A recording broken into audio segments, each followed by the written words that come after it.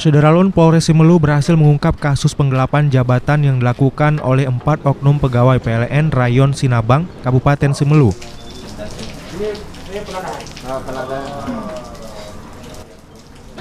Dalam konferensi pers yang digelar di Mapolres Simelu, Senin 20 Juli, polisi menyebutkan bahwa 4 tersangka oknum pegawai BUMN itu diamankan oleh tim Elang Resmob Satreskrim Polres Simelu atas dugaan penggelapan trafo daya milik PLTD Lasikin.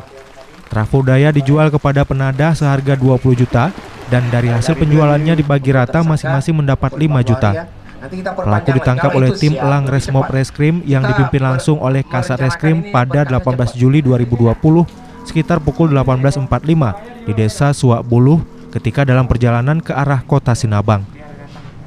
Selain menangkap tersangka, polisi juga mengamankan penadah dan menetapkannya sebagai tersangka. Barang bukti yang diamankan berupa 1 unit mobil operasional milik PLTD Lasikin, trafo yang sudah dipotong beberapa bagian, alat pemotong trafo, becak mesin, dan sepeda motor. Nah, ini terjadi yang dilakukan oleh 4 tersangka ini ditambah 1 orang penadah. Ini penangkapan karena sudah ada laporan daripada masyarakat bahwa terjadi pada tanggal di bulan April 2020 lebih dahulu, yaitu pencurian ataupun penggelapan daripada trafo pembangkit daya daripada PLTD, pembangkit listrik tenaga diesel di Lasikin, yaitu Kuningan yang diambil. Di trafo tersebut Kuningannya pada bulan April yang diambil. Kuningannya itu dijual kepada penadah dengan harga 20 juta rupiah.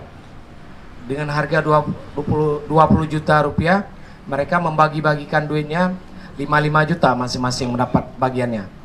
Nah, kemudian dengan ada laporan berikut dari masyarakat, tim Satreskrim ini, tim Elang ini melakukan penyelidikan.